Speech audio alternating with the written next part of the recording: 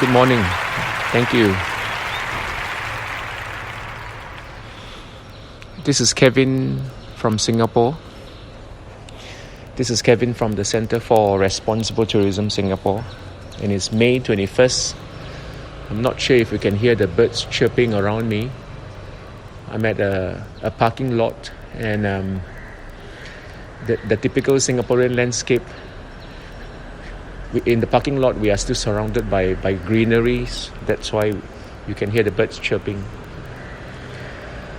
The purpose of this podcast this morning, is to talk about this quite interesting topic called disaster tourism. It's going to be one of our next few online courses topics. We have thought about doing this topic for some time now. What happens when you have tourists going to places that have suffered from a disaster?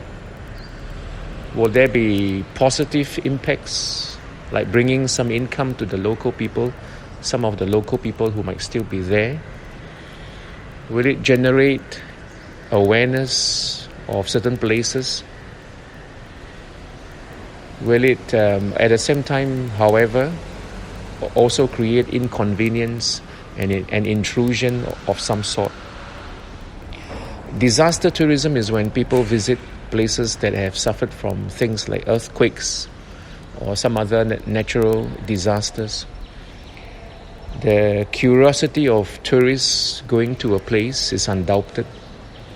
A lot of tourists, including you and me these days, like to go places that are unexplored, that are relatively unexplored.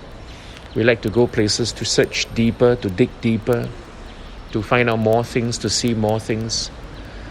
And when it comes to disaster tourism, it's more or less the same thing. We find tourists who are very eager, very enthusiastic to go to places where a disaster has ripped apart much of the place. A few years on, the tourists will find that it's probably safe enough to go and see. In some cases, we have tourists who have the curiosity and the wanting to go to places that had once upon a time suffered from things like nuclear accident. Remember 1986, what happened in Ukraine, the former USSR?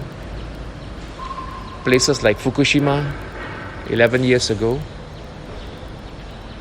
So, what actually happens in the preparation of such places? Would there be disagreements and conflicts between the local stakeholders? Will there be people who are for the idea of turning the place, or at least parts of the place, to welcome tourists? And will there also be people at the same time in the community who are not for the idea? How do we prepare places for disaster tourism and do it in such a way that the positives outweigh the undesirable impacts?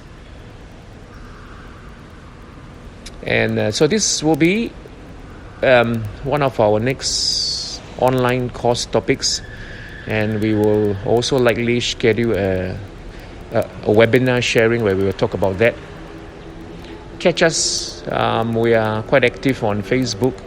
We are in quite a few Facebook pages, and if you like taking online courses, we will write down the URL link to our online courses in the description box for this podcast.